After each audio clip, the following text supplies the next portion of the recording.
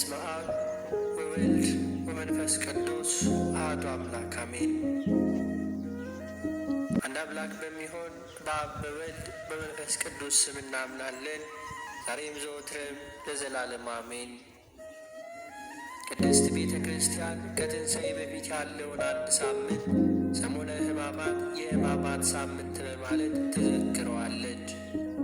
ሕማማት የሚለው ቃል ሐመ ታመመ ከሚለው የግዕዝ ግስ የወጣ ሲሆን የጌታችንና የመድኃኒታችን የኢየሱስ ክርስቶስ ሕማምንና ሞቱን የምንዘክርበት ሳምንት ነው።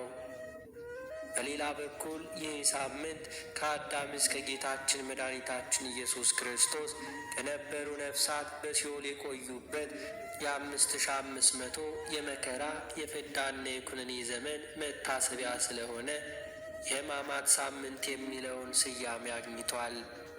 እንደዚሁ ይህ ሳምንት ቅዱስ ሳምንት ይባላል። ከሌሎቹ ሳምንቶች ሁሉ የተለየ የከበረ ነውና። ምክንያቱም በዚህ ሳምንት በእያንዳንዱ ዕለት ስለ ፍጹም ፍቅር የተከፈለ የመሥዋዕትነት ሥራ ስለተሠራበት፣ የሰው ልጆች ድኅነት ስለተፈጸመበት፣ መድኃኔ ዓለም ስለ እኛ ቤዛ ሆኖ ለመስቀል ሞት ታዛዥ ሆኖ ነፍሱን ስለ ሰጠ ቅዱስ ሳምንት ተብሏል። በዚህ የመጨረሻ ሳምንት ተብሎም ይጠራል።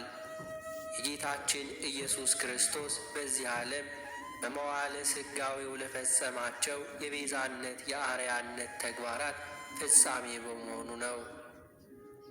በዚህ ልዩ በሆነ ሳምንት ካህናት ምዕመናን በነግ፣ በሰልስት፣ በቀትር፣ በተስዓትና በሰርክ ወደ ቤተ ክርስቲያን በመጓዝ ስለ ጌታችን ስለ መድኃኒታችን ስለ ኢየሱስ ክርስቶስ